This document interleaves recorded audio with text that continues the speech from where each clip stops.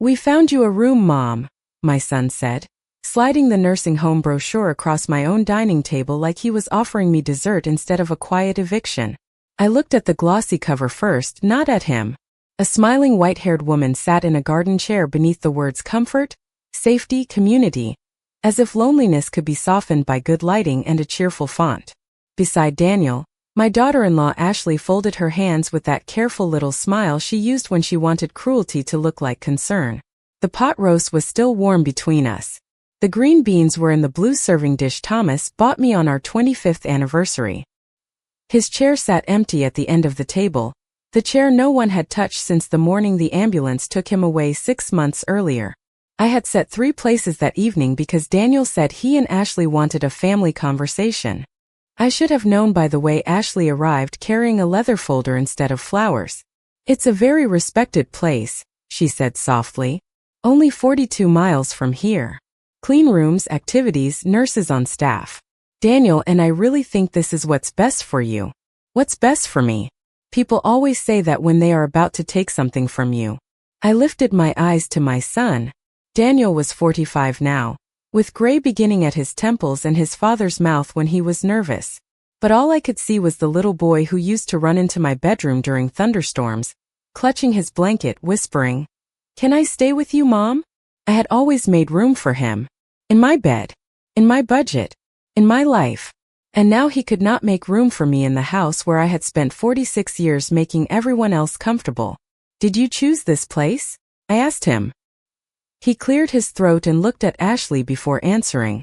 That tiny glance told me more than his words ever could. "We both did," he said. "Mom, you've been alone too much since Dad passed. This house is too big.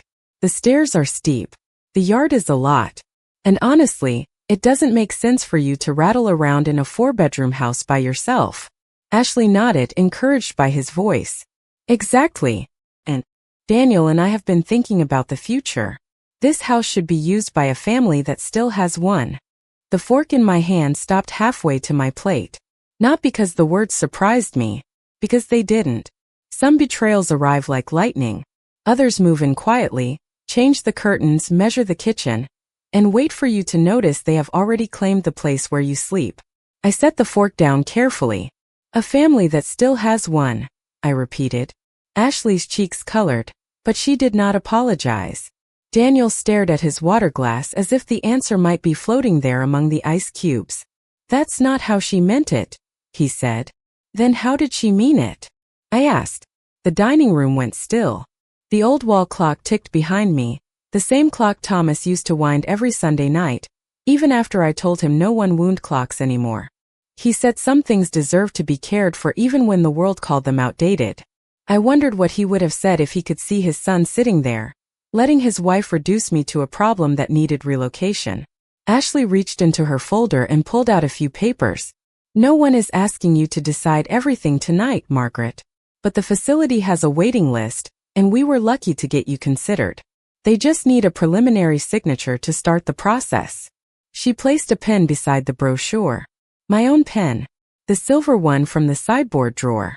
She had helped herself to that too. Daniel finally looked at me then, and for one brief second I saw discomfort in his eyes. Not shame.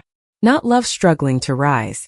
Just discomfort, the kind a person feels when an unpleasant task takes longer than expected. "Mom," he said softer now, "it's time we use this house for the next generation." I looked around the room. The crown molding Thomas sanded by hand. The curtains I hemmed myself. The oak table where Daniel had blown out birthday candles, filled out college applications, brought Ashley home for the first time, and promised me nothing would change. Then I looked back at my son. "When did you stop calling this my home?" He flinched, but Ashley did not. She only slid the pen a little closer, her smile tightening at the edges. "Tonight would be a good time to start being reasonable," she said. I did not pick up the pen. I did not raise my voice. I simply folded my napkin, placed it beside my plate, and felt something inside me go very quiet. They thought I was an old woman sitting at the end of her usefulness. They thought grief had made me weak. They thought the house was already theirs because they had spoken about it long enough to believe it. But before that night was over, My son would learn the one thing his father had made sure they never understood too soon. After Ashley pushed the pen toward me, the room seemed to shrink around the three of us. The roast cooled on the table. A thin line of steam rose from the gravy boat and disappeared beneath the chandelier Thomas and I had bought from an estate sale in Columbus 30 years earlier. I remembered how proud he had been when he rewired it himself, standing on a ladder while I held the flashlight and begged him not to fall. Back then, every improvement in that house had felt like a promise. We were not rich people. We were careful people. We saved coupons, stretched paychecks, refinanced only when it made sense, and painted rooms ourselves because hiring someone cost too much. That house had not been handed to us. It had been built into our marriage one weekend at a time. 6 months after Thomas passed, it still felt strange to wake up without the smell of his coffee drifting down the hallway. I still reached across the bed some mornings before remembering the other side was empty. His slippers remained beneath the chair in our bedroom because I had not found the courage to move them. His work jacket still hung in the mudroom, the elbows worn soft from years of use. Every object seemed to be waiting for him, and in a way so was I. Daniel used to understand that. At least I thought he did. During the first week after the funeral, he came by every day. He took out the trash, checked the furnace, and sat with me in the kitchen even when neither of us knew what to say. Ashley brought casseroles and glass dishes with her name taped to the bottom, but she never stayed long unless Daniel was watching. When friends from church visited, she stood beside me with one hand on my shoulder, looking like the devoted daughter-in-law people praised her for being. The moment the door closed, her hand disappeared. By the second month, Daniel's visits became shorter. By the third, he started calling before coming over, not to ask what I needed, but to ask whether I had thought about simplifying. That was the word he used at first. Simplifying the yard. Simplifying the bills. Simplifying my life. Ashley preferred softer words, the kind that sounded helpful until you listen closely. Transition. Support. A safer season. She said them while looking past me at the staircase, the dining room, the wide front windows. She did not admire the house the way guests did. She assessed it. I began noticing little things. One Sunday, I came home from the grocery store and found Ashley standing in my living room with fabric samples spread across the sofa. She said she was just imagining how bright the place could feel with modern curtains. Another afternoon, Daniel mentioned that the primary bedroom would make a beautiful suite if someone opened the wall into the smaller room next to it. He said it casually while replacing a light bulb in the hallway. He did not say your bedroom. He said the primary bedroom, as if language could erase the woman sleeping there. The first time Ashley suggested I move downstairs, she laughed as if it were a joke. "We do not want you tumbling on those stairs, Margaret," she said. "At your age, one little slip changes everything." I told her I had climbed those stairs every day for over 4 decades and knew each step better than she knew her own driveway. She smiled, but her eyes cooled. "That is exactly the kind of confidence that worries us." She used that word often. Us meant Daniel and Ashley. Us meant decisions made in conversations where I was not present. Us meant my son had allowed his wife to turn my life into a project. Still, I tried to be fair. Grief can make a person suspicious. Loneliness can sharpen small insults into knives. So I told myself Daniel was tired. I told myself Ashley was awkward with mourning. I told myself no one would truly push a widow out of the house where she had buried half her heart. Then one Tuesday morning, I found a business card on my kitchen counter from a senior relocation company. Ashley said she had only requested an estimate, in case we needed options. Daniel stood behind her, rubbing the back of his neck, saying nothing. That silence hurt more than her explanation. It was the silence of a man who had already agreed, and was simply waiting for his mother to catch up. I kept the business card. I placed it in the top drawer of Thomas's old desk, beside his reading glasses and a stack of envelopes tied with a rubber band. I did not know yet why I saved it. Maybe some part of me already understood that one day I would need proof, not for a court, not even for a lawyer, but for myself. Proof that I had not imagined the slow occupation of my own home. And sitting at that dinner table with the nursing home brochure between us, I finally saw the whole picture clearly. They had not come to discuss my future. They had come to collect it. By the time Daniel and Ashley left that night, the house had grown so quiet that even the refrigerator sounded too loud. Daniel kissed my cheek at the door, a dry, careful touch that felt more like obligation than affection. Ashley gave me a sympathetic smile and reminded me that the facility would hold the room for only 5 business days. "Do not wait too long," she said, as if she were warning me about a sale at a department store. I watched their headlights slide across the front windows and disappear down the street. Then I locked the door, not because I was afraid of strangers, but because for the first time in my life, I felt the need to protect myself from family. The brochure still sat on the dining table beside my untouched plate. I picked it up and turned the pages slowly.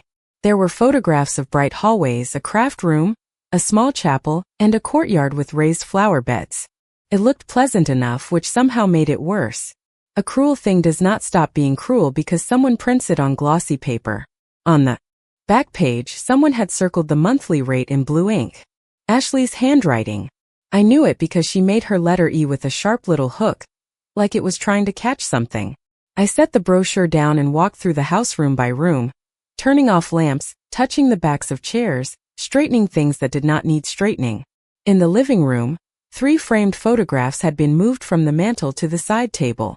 Ashley had done that 2 weeks earlier, saying the mantel looked crowded. One photograph showed Thomas and me in front of the house on the day we got the keys. I was 26, wearing a yellow dress and holding Daniel in my arms, only 8 months old and squinting in the sun. Thomas stood beside me with one hand on my shoulder, and the other holding a bottle of cheap sparkling cider because we could not afford champagne. We looked exhausted, hopeful, and completely certain that the future belonged to us if we worked hard enough.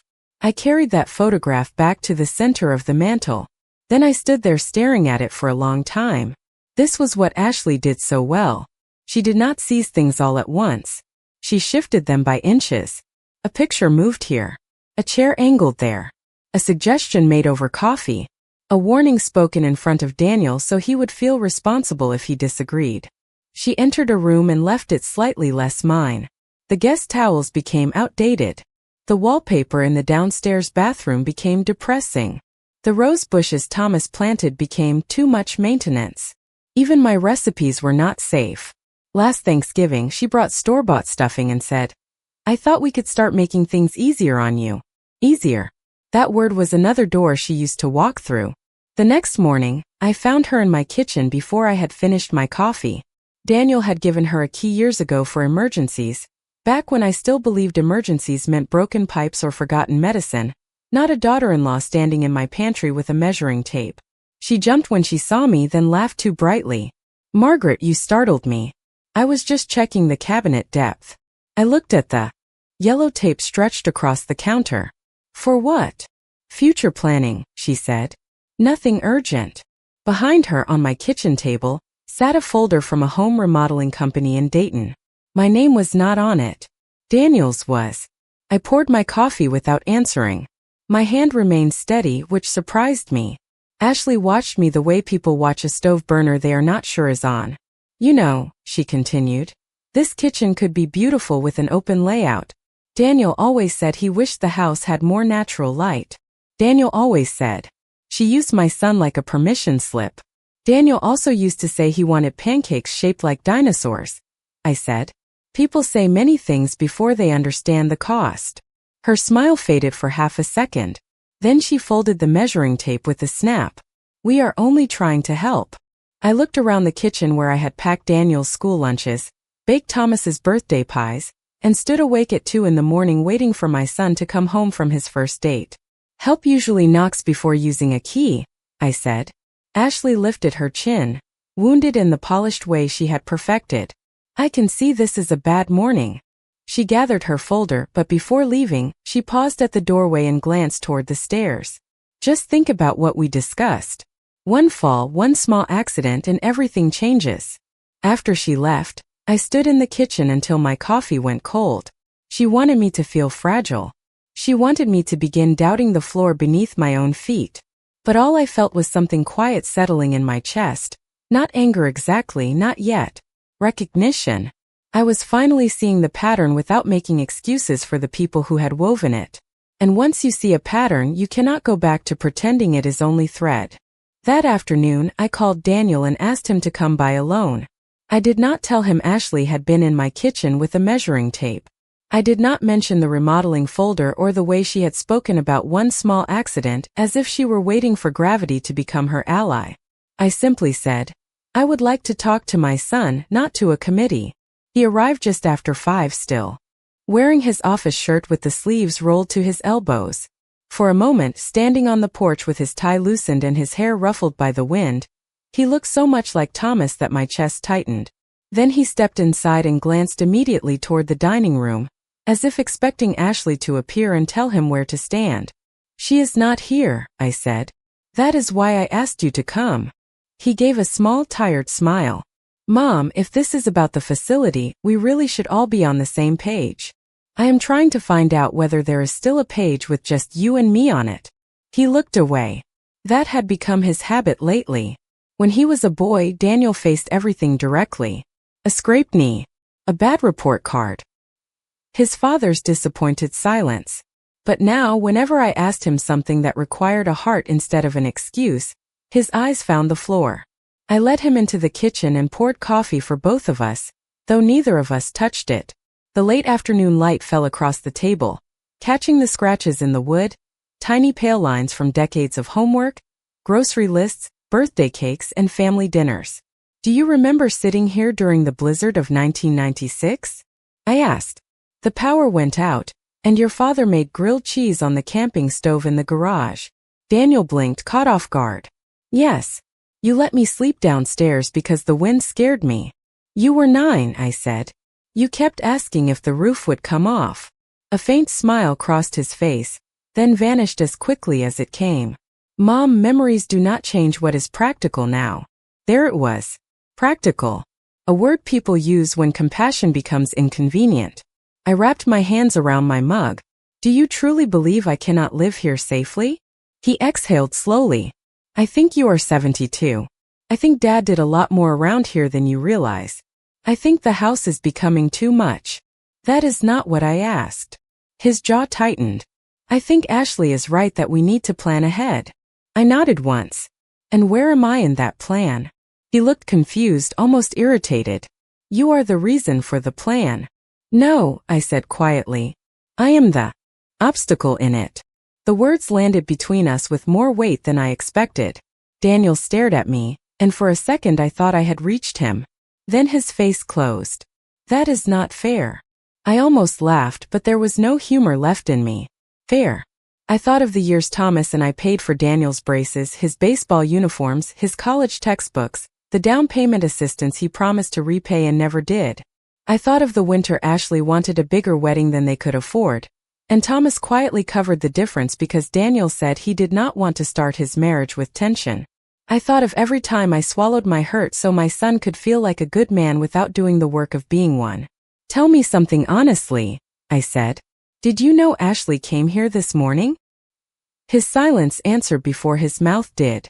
She mentioned she might stop by. With a key. For convenience. Whose convenience? He rubbed his forehead. Mom, please. She is trying. You have never really given her a chance. That was when something in me cooled completely. Not broke. Not burned. Cooled. I could survive Ashley's greed. I could survive her little performances and polished insults. But Daniel sitting in my kitchen, asking me to be kinder to the woman who was measuring my home before I was gone from it, revealed a truth I had been avoiding for months. My son was not blind. He was comfortable. Comfortable letting Ashley push, as long as he could pretend his hands were clean. I gave her Thanksgiving, I said. I gave her Christmas. I gave her my mother's pearl earrings when you married her because you said she wanted something meaningful. I gave her space in this family before she ever gave me respect. Daniel's eyes flickered. He remembered the earrings. Good. I wanted him to. Mom, Ashley just wants a future. So did I said. And I built mine here. He stood up then, restless, trapped by a conversation he could not control. No one is taking anything from you. I looked at him for a long moment. Then why does it feel like you are waiting for me to disappear before you can breathe? His face changed, not with guilt, but with frustration. Because I am tired, he said. I am tired of worrying about you. I am tired of the house. I am tired of pretending Dad dying did not leave a mess for everyone else to handle. There it was finally. Not concern. Resentment. I absorbed it without flinching. Outside, the maple branches moved against the window, their shadows crossing the table like slow dark fingers. Your father did not leave a mess, I said. He left a home. Daniel picked up his keys. I cannot do this tonight. No, I said. You cannot do it without Ashley. He opened his mouth, then closed it. At the door, he paused as if he might apologize. Instead, he said, just think about the papers. After he left, I sat alone at the kitchen table until the room went dim. His coffee remained untouched, a pale ring forming where the mug had sat. I understood then that losing Thomas had not made me alone. It had only revealed how alone I had already become. The next morning, Daniel called before 8. His voice had that strained brightness people use when they want yesterday to disappear. Mom, Ashley and I were thinking we should take you to lunch today, he said. I stood at the kitchen sink, watching a squirrel move along the fence Thomas had repaired the summer before he died. Lunch where? I asked. Just a place we want you to see. He paused. It might help you feel better about everything. Everything. Another word large enough to hide the truth. I almost refused, but something told me to go. Not because I was considering their plan, but because I needed to see how far they were willing to carry it. At 11:30, Daniel pulled into my driveway. Ashley sat in the passenger seat wearing cream-colored slacks, pearl earrings, and the satisfied expression of a woman attending a meeting she believed she had already won. I got into the back seat without comment. Ashley turned around and smiled. You look lovely, Margaret. That blue sweater is very calming on you. Calming. As if I had dressed for their comfort. Daniel drove past the little diner where we usually had lunch, past the pharmacy, past the church where Thomas's funeral had been held, and continued onto the highway heading west. Watched the familiar streets thin into open fields and shopping centers. No one explained anything. Ashley chatted about the weather, about a new grocery store opening near Dayton, about how convenient it was that so many services existed now for this stage of life. I looked at Daniel's eyes in the rearview mirror. He did not meet mine. 42 miles later, the car turned into a long driveway lined with trimmed hedges and cheerful signs. Maple Grove Senior Living. The same name printed on the brochure from my dining table. Daniel parked near the front entrance and turned off the engine. For a moment, no one moved. Then Ashley opened her door and said, I thought it would be less overwhelming if you saw it in person. I sat still. You told me we were having lunch. Daniel rubbed both hands over the steering wheel. They have a dining room here. We can eat after the tour. The word tour landed softly, but the insult inside it was sharp. I stepped out of the car because I wanted them to see that I was not confused, not fragile, not the helpless version of me Ashley had been building in other people's minds. Inside, the lobby smelled like lemon cleaner and warm carpet. A young woman at the front desk greeted Ashley by name. That was the first cut. Not Mrs. Whitmore. Not Daniel. Ashley. We are so glad you could bring Margaret in, the woman said, smiling at me with professional kindness. We have been expecting you. Expecting me. I looked at my son. His face tightened. Ashley answered before he could. We are just helping her explore options. She gets nervous with big decisions. I turned my head slowly toward her. Do I? Ashley placed a light hand on my arm. I looked down at it until she removed it. The staff member whose name tag said Claire handed Ashley a folder. Not me. Ashley. We prepared the preliminary resident packet and included the care assessment form you requested. I heard Daniel inhale. He had not expected that part to be said aloud. Ashley's smile fluttered but held. Wonderful. We just want to be prepared. Claire led us down a bright hallway, pointing out a library, a fitness room, a small chapel, and an activity calendar full of bingo, watercolor class, chair yoga, and movie night. Everything was clean. Everything was pleasant. None of that changed the fact that I had been brought there under false pretenses by the child I had once carried through a fever at 2 in the morning. We entered a model room on the second floor. A twin bed. A small dresser. A recliner by the window. A kitchenette with 2 cabinets and a microwave. Ashley clasped her hands. See? It is cozy. I walked to the window. The view overlooked a parking lot and a strip of grass with 2 bird feeders. Cozy was the word people used when something was too small to be called enough. Where would I put Thomas's chair? I asked. Daniel looked at the recliner. Maybe that one would be more practical. I did not ask what was practical. Ashley sighed gently, as if I were being difficult in front of company. Margaret, no one can recreate an entire house in one room. I turned from the window. Then perhaps one room is not the place for an entire life. Claire's smile faded, and for the first time, she seemed to understand that this was not a family gently planning ahead together. This was something else wearing polite clothes. In the hallway, Ashley lowered her voice but not enough. She has been very emotional since Thomas passed. Some days she seems fine, and other days she struggles with accepting reality. My body went still. Not because I was embarrassed, because I finally understood the next layer of her plan. It was not enough to move me. She needed strangers to believe I could not judge my own life. Daniel heard her. He stood 3 feet away and said nothing. That silence was the signature on every invisible paper Ashley had already written. I thanked Claire for her time, walked to the lobby, and waited by the front doors. Daniel followed, pale and tense. Ashley came behind him, holding the folder like a prize. On the drive home, no one mentioned lunch. No one mentioned the tour. Ashley stared out the windshield, her mouth tight. Daniel gripped the steering wheel as though the road required all his strength. I sat in the back seat, hands folded over my purse, watching the miles return me to the only place that still knew my name. When we pulled into my driveway, Ashley turned around and said, "You will thank us someday." I opened the car door and stepped out. "No," I said. "Someday, you may wish you had asked before deciding what I should survive." Then I walked into my house, closed the door behind me, and for the first time since Thomas died, I went straight to his old desk. Not to cry. Not to remember. To look for the papers he had once told me never to lose. Thomas's desk sat in the small room off the hallway, the room he had always called his office even though it held more memories than work by the end. His reading glasses rested beside the green banker's lamp. A tin of paper clips sat near the edge, exactly where he used to keep it. For months I had avoided that room except to dust. There are places in a house that become too full after someone dies, not full of objects, but full of the person who is no longer there to touch them. That afternoon, I opened the bottom drawer and found the old metal lockbox beneath a stack of tax folders and warranty booklets for appliances we no longer owned.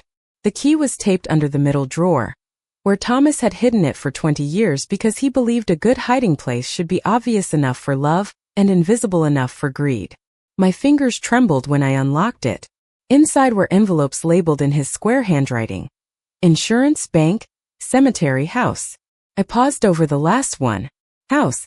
Such a small word for the place where I had become a wife, a mother, a widow, and finally something I did not yet have a name for. I opened the envelope carefully. The deed was there, along with a notarized transfer document dated 7 years earlier. I remembered that year. Thomas had been recovering from a minor heart procedure, and Daniel had started talking more often about investments, inheritance, and how expensive everything was becoming. I had not paid much attention. Thomas handled paperwork. I handled people. That was how our marriage had worked, for better and sometimes for worse. But the document in my hands was clear. The house had been transferred fully into my name. Not jointly. Not pending probate. Mine. Behind the deed was a sealed letter with my name written across the front. Maggie. No one but Thomas called me that. I sat in his chair before opening it because my knees felt unsteady. The letter was only 2 pages, written in blue ink, but every line carried his voice. He wrote that he had changed the ownership because he wanted no confusion if he went first. He wrote that Daniel had a good heart but a weak spine when love asked him to stand alone. He wrote that Ashley watched the house too closely and spoke about family money as if it were already divided. Then came the sentence that made me press the paper to my chest and close my eyes. This house is not inheritance. It is shelter. Yours. I did cry then. Quietly. Not the kind of crying that empties a person, but the kind that returns something. Thomas had seen what I refused to see. He had protected me without making me feel protected, Because he knew pride matters when age begins to make the world treat you like a child. I read the letter twice, then placed it beside the deed and called Eleanor Brooks. Eleanor had been Thomas's attorney for years, a tall woman with silver blonde hair, sharp blue eyes, and a voice that could make a banker sit straighter. She answered on the third ring. "Margaret," she said warmly, "I was thinking about you last week." "I need to ask you about the house," I said. There was a pause. Her tone changed immediately. "Did Daniel call you?" My hand tightened around the receiver. "Why would you ask that?" Eleanor sighed, not dramatically, just enough to tell me she had been holding something back. "He called my office 2 weeks ago. He asked general questions about property transfer after relocation. He said you were considering assisted living and wanted to understand the timeline if the family decided to sell." The family decided. I looked at Thomas's letter on the desk. "There is no family decision," I said. "No," Eleanor replied. "There is not. The house is yours, Margaret. Completely. Daniel has no legal authority to sell it, transfer it, list it, mortgage it, or use it as leverage. Not unless you give him that power. And if someone tried to make me sign papers?" Her voice cooled. "Then, we make sure they understand you are represented." I met Eleanor the next morning at her office downtown, 12 miles from my house. I wore my navy dress, low heels, and Thomas's watch because I needed to feel time moving with me instead of against me. Eleanor reviewed every document, made copies, and asked careful questions. Had Daniel pressured me? Had Ashley misrepresented my condition to anyone? Had they accessed the house without permission? I answered plainly. No tears. No exaggeration. Just dates, names, and facts. Eleanor listened with her pen still in her hand. "You need to change the locks," she said. "You need to revoke any informal access. We should update your will, your medical directive, and your financial permissions. And Margaret, do not sign anything they bring you. Not a brochure form. Not an evaluation form. Not a handwritten note." I nodded. "I want everything clean." "Good," she said. "Clean is stronger than angry." Before I left, she placed the copy deed in a cream envelope and slid it across the desk. "You do not have to confront them today. But when you do, do it with paper, not emotion." I carried that envelope home like it was a lantern. The house looked different when I pulled into the driveway. The shutters needed painting. The front steps had a crack near the left corner. The rose bushes were overgrown. None of it looked like a burden. It looked like proof. That evening, Daniel texted me that he and Ashley wanted to come over tomorrow to finish the conversation. I looked at the message for a long moment, then placed Thomas's letter beside my teacup. Finish the conversation. I typed back only one word. Fine.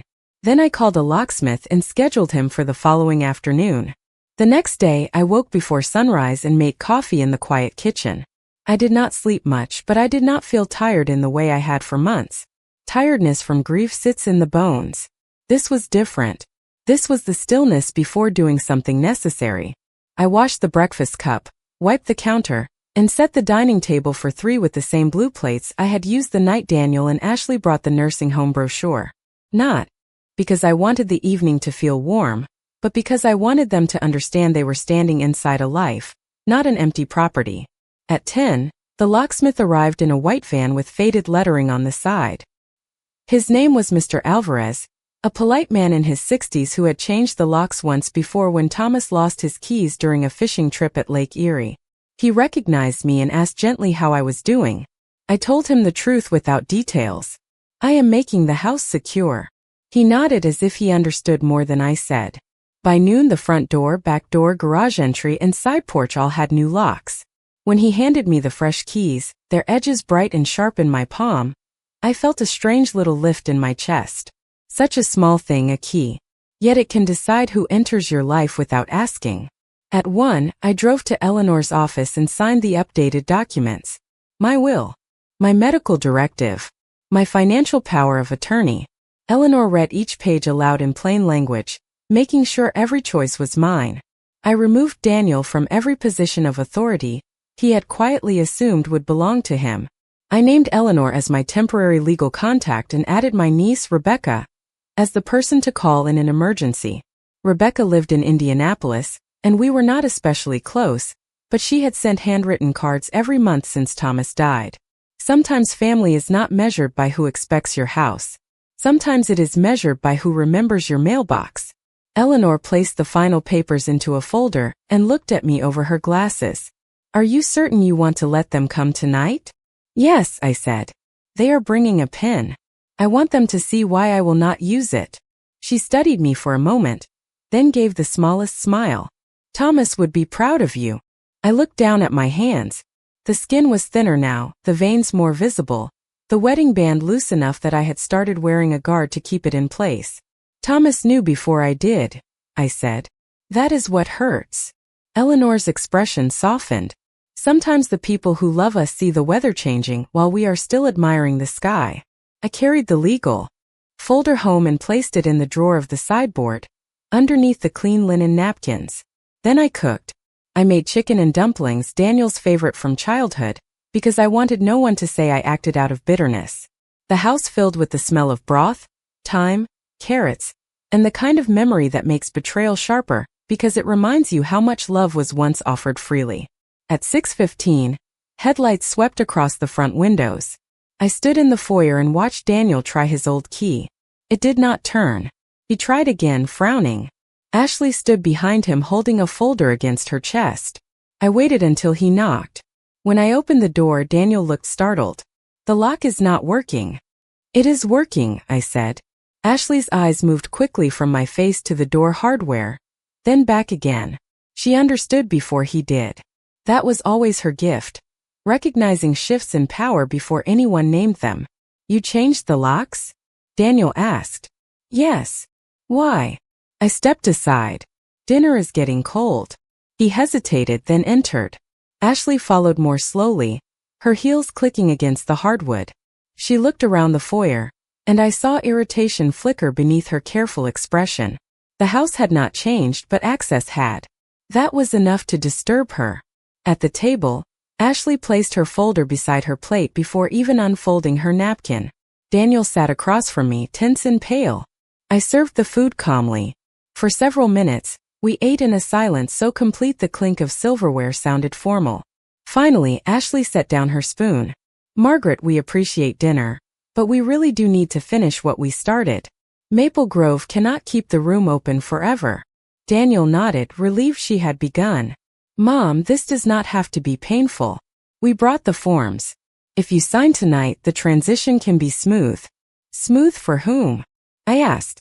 Ashley leaned forward, voice softening into that public kindness she used when she wanted witnesses who were not there. For everyone. You most of all. Daniel and I cannot keep putting our lives on hold, because you are attached to a house that no longer suits your needs. There it was. Not concern. Impatience wearing perfume. Daniel pushed his folder toward me. Just review the first page. It is only consent to begin placement. I looked at the paper. My name was typed across the top. Margaret Elaine Whitmore. Future resident. Beneath it was a blank signature line waiting like a trap with good manners. I picked up the pen Ashley had placed beside the document. Her shoulders relaxed almost invisibly. Daniel exhaled. For one moment they believed grief, pressure, and politeness had done their work. I held the pen above the line, then set it down without writing a single letter. Before I sign away my life, I said, reaching into the sideboard drawer, maybe you should learn whose house you are standing in. I opened the sideboard drawer and took out the cream envelope from Eleanor's office. Neither Daniel nor Ashley moved at first. They simply watched my hands, perhaps because my hands were the only part of the room that seemed completely calm. I placed the envelope beside Daniel's folder, the one with my name typed above the words future resident. Then I slid the first document across the table. Read it, I said. Daniel stared at the page as if it were written in another language. Ashley reached for it before he did, but I rested 2 fingers on the edge. No, I said. My son first. Her face tightened. Daniel picked up the paper, and I watched his eyes move down the lines. First there was confusion. Then a crease formed between his brows. Then the color drained slowly from his face. This is the deed, he said. His voice sounded small in the dining room. Yes. He looked up at me. It says the house is in your name. Completely. Ashley let out a short breath, almost a laugh, but there was no humor in it. That cannot be right. Thomas would never cut Daniel out of the family home. I turned to her. Thomas did not cut anyone out. He protected the person who lived here with him for 46 years. Daniel looked back at the paper, turning it slightly as if a different angle might change the words. When did this happen? 7 years ago. Ashley's chair scraped softly against the floor as she leaned forward. 7 years? And you never told us. There was nothing to tell. It was my marriage, my home, and my paperwork. Her mouth opened, then closed. She was searching for the right costume to wear. Concern, offense, disbelief, wounded innocence. None of them fit quickly enough. Daniel held the deed with both hands now. Dad did this. I reached into the envelope and removed the letter. I did not hand it over. Not yet. Your father understood something I did not want to admit. He understood that after he was gone, this house might stop being seen as my shelter and start being seen as someone else's opportunity. Daniel flinched. Ashley did not. She looked angry now, not embarrassed. Anger suited her more honestly than sweetness ever had. That is a terrible thing to suggest, she said. We have been trying to help you. By bringing me to Maple Grove without telling me where we were going? Her eyes flickered. We wanted you to see it before you became emotional. By telling the staff I get confused? Daniel's head turned toward Ashley. That part had weight now that a legal document sat between us. Ashley, he said. She waved one hand. I was trying to make them understand the situation. You were creating one, I said. The room went still again. The chicken and dumplings sat untouched, the surface of the broth cooling into a pale skin. I thought of how many meals I had served Daniel at that table, how many times I had cut his food when he was small, packed leftovers when he was older, sent him home with pies because Ashley said store-bought tasted better but Daniel still liked mine. Love leaves evidence everywhere. So does greed. Daniel set the deed down carefully. Mom, I did not know. I looked at him for a long moment. You did not know the house was mine. You knew everything else. His eyes dropped. That was the sentence he could not defend himself against. Ashley pushed back from the table. This is ridiculous. Daniel is your only child. This house should eventually be his. That is how families work. No, I said. That is how entitlement works. Her face flushed. After everything Daniel has done for you? I almost smiled. Not because it was funny, but because the performance had finally become desperate enough to lose shape. Daniel has done what a son does when he remembers to do it. And lately, even that has required your permission. Daniel whispered. Mom. There was pain in his voice now, but pain is not always repentance. Sometimes it is only the sound of consequences arriving. I unfolded Thomas's letter and placed it on the table, keeping my hand over the lower half. Your father wrote this for me. Not for court. Not for argument. For me. I read only one line aloud. This house is not inheritance. It is shelter. Yours. Daniel closed his eyes. For the first time that night, I saw him not as Ashley's husband, not as the man trying to relocate me, but as a boy who had just heard his father speak from a place he could not answer. Ashley, however, recovered quickly. A letter is sentimental. It does not mean you should live here alone forever. I folded the letter and returned it to the envelope. I may live here alone. I may sell it one day. I may leave it to charity. I may paint every room purple if I wake up tomorrow and feel inspired. The point is, Ashley, I decide. She stood abruptly, smoothing her blouse with shaking hands. Daniel, say something. He looked at her, then at me, then at the nursing home forms he had brought into my house. Something like shame crossed his face, but it came late and stood at a distance. I think we should go, he said. Ashley stared at him. Go. Yes, he said, barely above a whisper. We should go. I rose from my chair before they did. Not quickly. Not dramatically. I gathered their unsigned forms, placed them back into Daniel's folder, and handed it to him. Take these with you. He accepted the folder without looking at me. Ashley grabbed her purse, her mouth tight with words she was too careful to say while the deed was still visible. At the door, Daniel turned. Can we talk tomorrow? I looked at my son, the child I had loved before he knew his own name, the man who had almost let his wife turn me into paperwork. "Tomorrow you can call Eleanor Brooks," I said. "From now on, anything about my home, my care, or my future goes through my attorney." The sentence landed harder than shouting would have. Daniel nodded once, devastated more by the boundary than by the harm that created it. Ashley stepped onto the porch without saying goodbye. When I closed the door, the new lock clicked cleanly into place, and for the first time in months the sound did not feel lonely. It felt like an answer. The next morning I woke to 3 missed calls from Daniel and 1 voicemail from Ashley. I did not listen to Ashley's. There are some voices a person does not need to invite into the morning. Daniel's message was short. He sounded tired, smaller than he had the night before. "Mom, please call me. I think things got out of hand." Out of hand. As if the problem had slipped off a counter by accident. As if a nursing home folder, a remodeling estimate, a secret tour, and a future built on my removal had simply wandered into my dining room on their own. I made coffee, opened the kitchen curtains, and watched sunlight move across the floorboards Thomas had refinished when Daniel was in high school. For the first time in months, I did not feel as if the house was holding its breath. Felt awake. At 9 I called Eleanor and told her exactly what had happened. She listened without interrupting, then said, "Good. Now we make the boundary official." By the end of that week, Daniel received a letter stating that he and Ashley were not permitted to enter my home without written permission.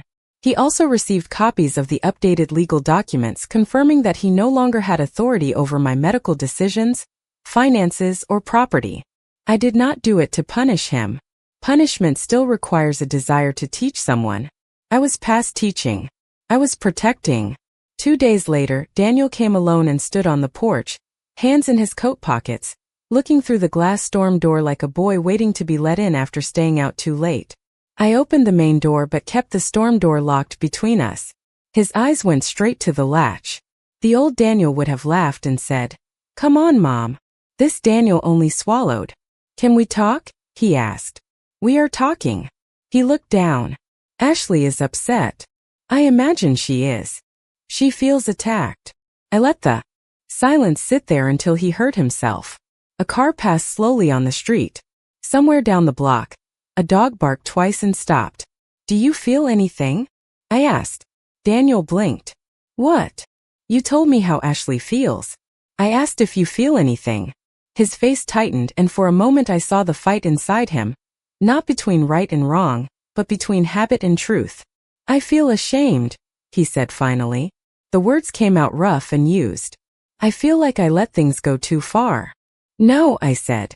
"You helped them go that far." He closed his eyes. That was harder for him to hear, but I had no interest in making truth comfortable. "I know," he whispered. "I kept telling myself she was just worried. I kept telling myself you would be safer. I kept telling myself Dad would want us to take care of you. Your father took care of me by making sure no one could confuse love with ownership." Daniel's mouth trembled slightly. "I miss him." "So do I." For a moment, grief stood between us instead of Ashley, instead of the house, instead of every paper he had tried to make me sign. Then Daniel looked past me into the foyer, at the staircase and the family photographs and the familiar rug worn thin near the door. "Are you cutting me out completely?" he asked. I did not answer quickly. Once that question would have broken me. A mother spends so many years fearing distance from her child that she sometimes accepts disrespect, just to keep a chair at the table filled. But an occupied chair is not the same as love. "I am not cutting you out," I said. "I am taking myself back." His eyes filled, but I did not open the door. Not because I did not love him, as I finally did. Real love does not hand someone a key to keep hurting you. "Can I earn your trust again?" he asked. "Maybe," I said. "But not through apologies spoken on my porch. Through time. Through choices. Through learning to stand without borrowing your wife's voice." He nodded slowly. "Ashley wants to know what will happen to the house." That almost made me smile.